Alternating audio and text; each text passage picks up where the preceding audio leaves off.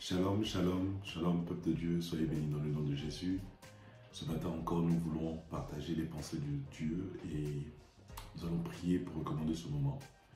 Éternel mon Dieu, mon roi, nous voulons te dire merci pour ta grâce et ta bonté. Tu nous as permis d'être vivants encore ce matin et nous voulons célébrer ton nom. En ce jour, nous voulons encore partager tes pensées et te laisser prendre le contrôle. Nos cœurs ont besoin d'un changement et nous sommes disposés. Parle à nos cœurs afin que ce changement s'opère. Car ce n'est ni par la force, ni par notre intelligence, mais c'est par ton Saint-Esprit que tout se fait. Au nom de Jésus-Christ, Amen. Amen. Ce matin, nous voulons avoir une pensée. Et la pensée que nous voulons avoir est bienvenue à la maison. Bienvenue à la maison. Et nous voulons lire dans le livre de Luc 15, du verset 11 au verset 24. Luc 15, du verset 11 au verset 24. Je fais la lecture. Il dit encore, un homme avait 2 fils. Le plus jeune dit à son père, mon père, donne-moi la part du bien qui doit me revenir. Et le père leur partagea son bien. Peu de jours après, le plus jeune fils, ayant tout ramassé, partit pour un pays éloigné, où il dissipa son bien en vivant dans la débauche. Lorsqu'il eut tout dépensé, une grande famine survint dans ce pays et il commença à se trouver dans le besoin. Il alla se mettre au service d'un habitant du pays qui l'envoya dans les champs garder ses pourceaux. Il aurait bien voulu se rassasier des carouges que mangeaient les pourceaux, mais personne ne lui en donnait. Étant entré en lui-même, il dit, combien d'ouvriers chez mon père ont du pain en abondance et moi ici je meurs de faim. Je me lèverai. J'irai vers mon père et je lui dirai, mon père, j'ai péché contre le ciel et contre toi. Je ne suis plus digne d'être appelé ton fils, traite-moi comme l'un de tes ouvriers.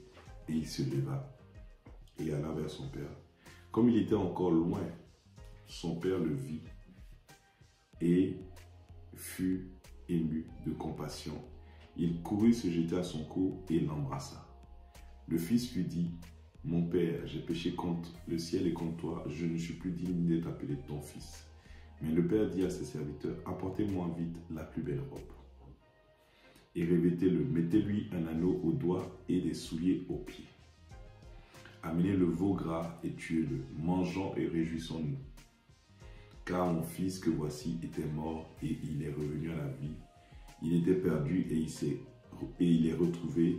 Et ils commencèrent à se réjouir. Amen, amen. Donc la pensée que nous voulons partager ce matin, c'est bienvenue à la maison. Et ici, c'est un texte que nous connaissons beaucoup et qui parle d'un fils perdu. Et d'autres personnes appellent ça l'enfant prodigue. Et donc, pour illustrer cette lecture que nous venons de faire, je vais vous parler d'un serviteur de Dieu qui avait des soucis avec son fils, un de ses enfants, et un jour après le culte, une personne de l'église vient le voir et lui dit je tiens à ce que tu saches que je prie pour toi et ton fils tous les jours. Donc la personne lui a répondu, le pasteur lui a répondu ok, et il a dit, tu sais, je me sens coupable, tellement coupable. Le pasteur lui a demandé pourquoi. Il lui a dit, parce que je n'ai jamais eu des enfants qui étaient des enfants prodigues, des enfants qui étaient compliqués, des enfants qui étaient difficiles à gérer. Je me sens tellement coupable pour ça. Donc, moi, mes enfants, ils n'ont pas été en train de faire des choses bizarres. Mais ce n'est pas parce que c'est moi qui les ai rendus comme ça. C'est juste que c'est les choix des enfants, de mes enfants, qui ont fait que je n'ai pas eu de situation compliquée avec eux. Et donc, il disait au pasteur que, donc ne t'inquiète pas, ce n'est pas ta faute si ton fils, en fait, il se comporte mal. Ça n'a rien à voir avec ta faute, c'est le choix que le fils fait. Malgré que tu lui apportes tout ce que tu dois lui apporter de bien, il fait un choix de choisir la mauvaise part. Donc la personne lui disait, moi, je n'ai pas eu ce souci-là, les enfants se sont mis automatiquement. Donc ce n'est pas parce que j'étais un bon père ou bien quelqu'un de ferme ou quelque chose. Non, ça n'a rien à voir avec moi. Donc ne t'en veux pas, mais sache une chose, je prie pour toi, je prie pour ton fils, je prie pour vous tout le temps. Et le pasteur explique qu'il avait vraiment envie de le prendre dans ses bras parce qu'il voyait que quelqu'un comprenait ce qu'il était en train de vivre. Et en fait, c'est la pensée que nous devons avoir. C'est que Dieu comprend ce que nous vivons. C'est pour ça qu'il nous donne cette parabole-là, où cette histoire de cet enfant prodigue qui vient et qui a un comportement qui peut choquer tout le monde. Pourquoi Jésus va jusqu'à avoir un test aussi difficile à écouter? Oui, l'enfant dit avant que son père ne meure, mais donne-moi mon héritage. Pour certaines personnes, c'est comme si on se disait je veux que tu meurs vite. Et en fait, cette pensée-là était une pensée d'un enfant prodigue, un enfant qui n'est pas sage, un enfant qui n'a pas la pensée comme il faut. Vous savez, le mot prodigue veut dire tout simplement dilapider. Donc un enfant prodigue, c'est un enfant qui dilapide l'éducation qu'on lui donne, qui dilapide les biens qu'on lui donne, qui dilapide tout ce qu'il reçoit de la part de ses parents. Ça peut être l'amour, ça peut être n'importe quoi. Et donc, il ne prend pas conscience de la valeur de ces choses qu'on donne. Et en fait, cet enfant-là va avoir ce comportement-là et il va partir. Et il va vivre la vie qu'il voulait vivre. Mais à un moment donné, à cause de certaines situations, il va revenir. Il faut savoir que nos proches ont beau rejeter nos appels. Ils ont beau rejeter notre message. Ils ont beau rejeter nos arguments. Ils ont beau rejeter même notre personne. Ils ne peuvent rien contre les prières. Je répète. Nos proches ont beau rejeter nos appels, notre message, nos arguments, même notre personne, ils ne peuvent rien contre nos prières.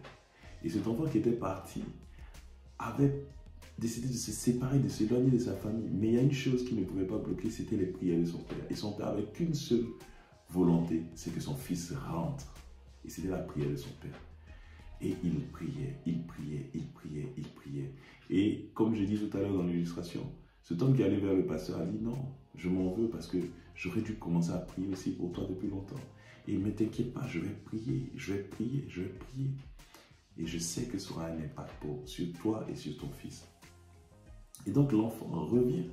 Il revient. Et alors qu'il est loin, la Bible dit que alors qu'il était encore loin, le père le vit et fut ému de compassion. Il courut pour se jeter à son cou et l'embrassa. Et c'est la pensée que le Seigneur a pour nous. Il veut que nous tous nous puissions revenir à la maison. Il veut nous prendre dans les bras. Il veut être ému de compassion. Et nos prières sont là pour faire ce travail-là. Et nous sommes là en train d'attirer un frère, une sœur qui est loin. Il y a un baiser céleste d'accueil pour le pécheur repentant. Dieu veut venir nous voir alors que nous avons péché, que nous sommes éloignés, que nous revenons à lui, que nous avons dit non, ce n'est pas notre Père, que nous avons dit non, nous voulons notre héritage, que nous avons dit non, nous voulons faire tout ce que nous voulons. Mais lorsque nous revenons à Jésus-Christ, au Seigneur, il y a ce atout, il y a cette accolade, il y a ce baiser-là, cet accueil qui est fait. Et la seule chose qui est dit, c'est bienvenue à la maison. On ne parle plus de ce que tu as déjà fait. On ne parle plus de ce que tu as pensé. On ne parle plus de ce que tu voulais faire à l'époque. On te dit simplement bon retour. Et c'est ce que le Père fait. Il reçoit avec amour, avec compassion. On change les vêtements, on tue le veau gras. Toutes ces choses-là sont mises en place pour que l'enfant se sente aussi bien et puisse reprendre une autre dimension. Et c'est ce que le Seigneur veut faire avec toi. Il veut faire avec moi. Il veut faire avec tous ceux qui se sont éloignés. Bienvenue à la maison. Et ce pasteur-là vraiment a été touché par ce geste que cette personne lui avait dit que nous prions. Je prierai, je prie et je prierai toujours pour ton fils et toi. Et les prières ne peuvent pas être bloquées. On peut ne pas vouloir nous voir, on peut ne pas nous sentir, on peut ne pas avoir envie d'avoir partage avec nous. Mais il y a une chose qui sera toujours en train d'agir dans la vie de ces personnes-là, ce sont nos prières. Et donc, voilà ce que Dieu veut que tu puisses avoir comme pensée ce matin par rapport au Seigneur. Et donc, n'oublions pas que ces vidéos sont là pour nous encourager. Quelqu'un doit être encouragé à faire la lecture de la parole. Et ce matin, nous passons à un autre livre, c'est le livre de Exode. Exode chapitre 1 jusqu'au chapitre 3 et Matthieu 14 du verset 1 au verset 21. Exode du chapitre 1 au chapitre 3, Matthieu 14 du verset 1 au verset 21. Nous allons prier. Seigneur, nous voulons te recommander encore toutes choses. Nous avons ici avec quelques mots d'essayer d'expliquer ce bienvenue à la maison.